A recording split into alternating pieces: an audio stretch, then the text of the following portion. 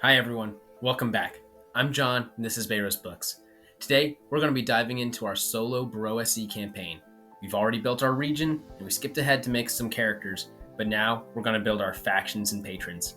I'm super excited to share this with you guys, since this is the part of the BrOSR style that I am least familiar with and most excited about. We're going to be doing things a little bit differently today than in our last videos, since there's not really anything that needs rolling in this part of the pre-kickoff prep. Instead, I'm going to be showing you guys some footage of me painting some Reaper minis that'll represent our patrons. I'm a huge miniature collector, and Reaper minis are some of my all-time favorites.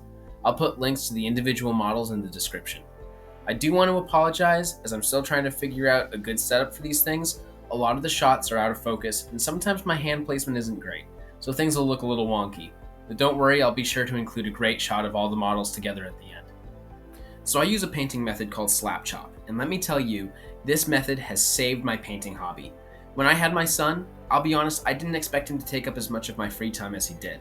I had piles of unpainted or half-painted models, and nowhere near enough time to even make a dent in them using traditional, or should I say conventional, painting styles.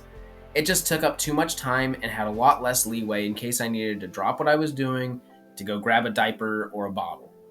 With Slap Chop, I'm able to paint so much faster with a lot more wiggle room with how the paint behaves. Instead of frustration, I'm getting results. Sure sounds familiar, huh?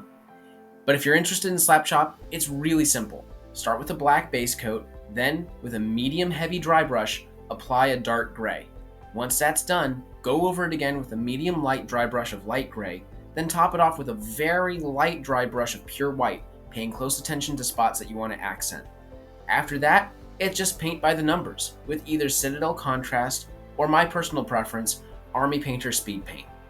Figure out a paint scheme and where each color goes, and then you're off to the races. So let's go ahead and dive right in.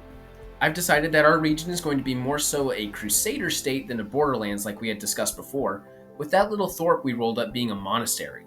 This monastery is home to the Order of the Immaculate Rose, a paladin order led by Justiciar Areena, a 7th level paladin. Whoa, hold on there. I thought only name level characters could become patrons. You know, I thought something similar, but reading the ruler paragraph and table of the Stronghold section in the Advanced Fantasy Referees tome, there's actually a 33% of getting a divine character in charge of a stronghold who's not name level. So what I'm thinking for Areena is that she's a tough as nails zealot, focused entirely on purging the land of the evil that comes from the Chaos Deserts to the northeast and protecting the lands of law in the southwest. At her disposal is an elite fighting force of paladins and their servitors. However, they are extremely few in number, only 50 all told, which, if they go out on crusade, leaves the monastery completely undefended. However, they are by far the best fighting force on the map. One of her most important goals is that any Chaos expedition is found and destroyed before it can create a foothold. She doesn't truck with traitors, blasphemers, liars, or cheaters, and she suspects the guildmaster of the village to be all of them. With him in power, the souls of every citizen in the village is at risk, as is the source of the monastery's funding. Her secondary objective is to depose the guildmaster from his position in the village. Areena has also heard rumors of a legendary warrior from the Crusade who retired after a particularly brutal battle somewhere in the Eastern Wastes, and that he carries a powerful weapon that can be wielded against the darkness. While it's not necessary for her to recruit him, if she can convince the retired hero to join her forces as a paladin, he'll be a huge boon for her. Lastly, a dark wind blows from the south. Something stirs in the darkness of the ruined tomb. While the acolytes pray for protection against the forces of evil, Areena knows what's coming. A fissure in the fabric of reality is opening, and something is reaching out. The underworld. It must be closed.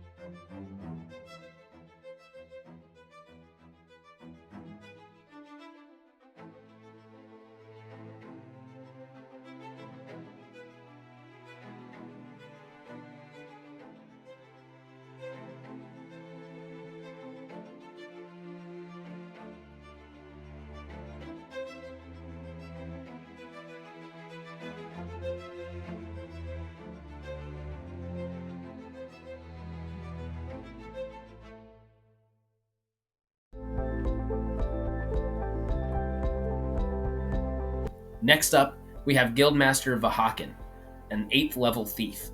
This guy is what happens when you take a used car salesman and give him delusions of grandeur.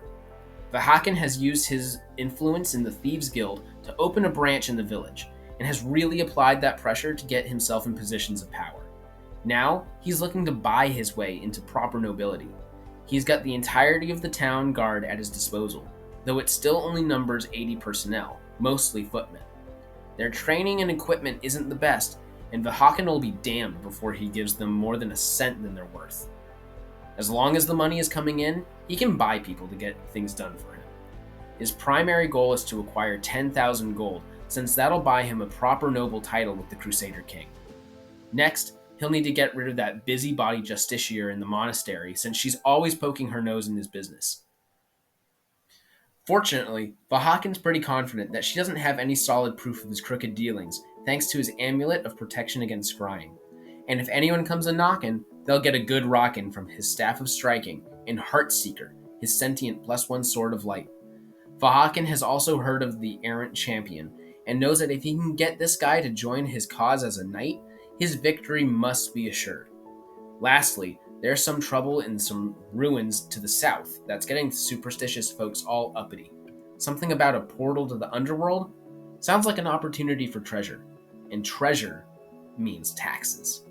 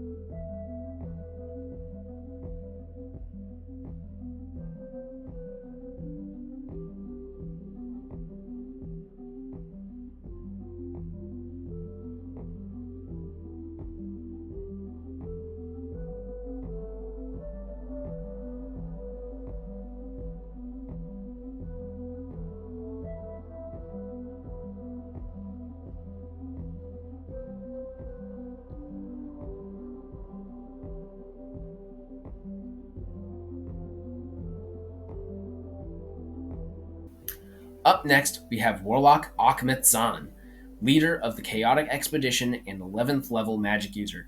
He has been sent by his Dark Masters to establish a foothold in this region for an upcoming invasion, and is chomping at the bit to get vengeance on those he deems persecuted him for his non conventional lifestyle. I actually was surprised when I rolled up his warband, since he actually got a pretty small force as well. He got a tribe of goblins with a few direwolf riders, but then he also got a group of snake men and 4 rakshasas. Even though it's got a lot less bodies in it than I thought it would, it's a pretty formidable fighting force. Something pretty interesting to note was that when I was rolling up his magic items, I rolled a Ring of Weakness as one of his items. I'm thinking that this was put on him as part of his punishment by the Crusaders, and if he succeeds in his mission, then the Dark Lords will remove it, and he'll be granted a dominion in the new Kingdom of Chaos. In order to accomplish his mission, he'll need to knock out the competition. That monastery is full of zealots and devotees to law, and won't be able to be corrupted in time for the invasion. It'll have to be destroyed. The village, on the other hand, makes for prime pickings. With its bountiful coffers and lazy population, it should prove an easy task to enslave the village.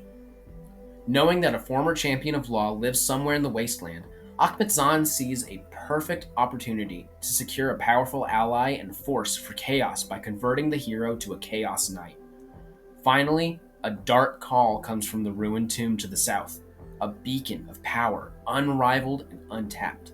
It must be his, and his alone.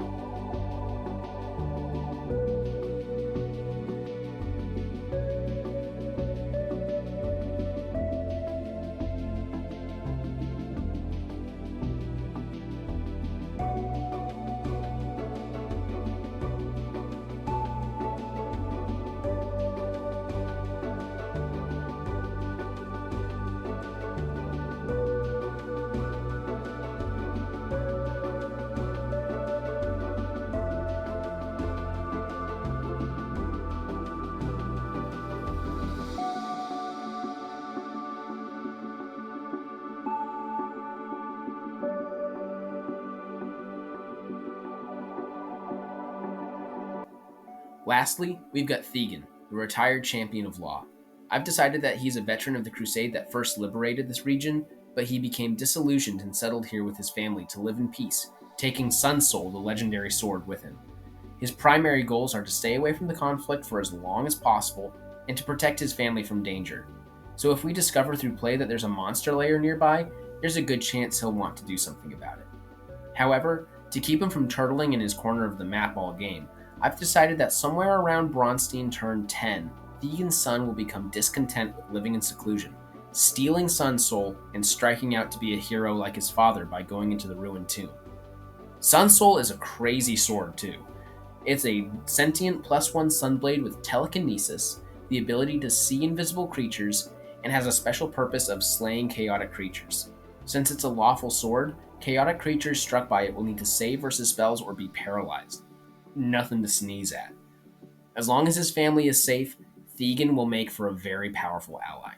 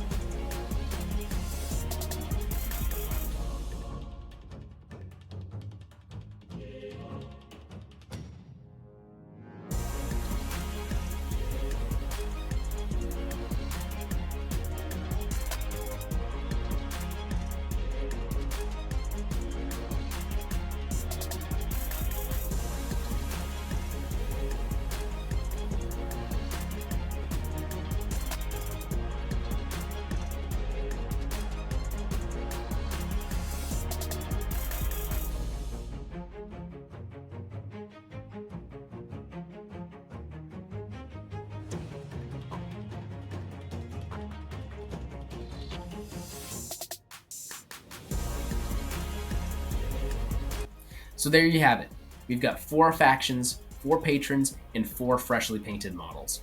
All in all, the painting process took about 3 hours from start to finish, and it would have taken less time if I had streamlined my process and gave everyone a coat of the same paint at the same time, but I wanted to make sure I got as much quality footage as I could for each model.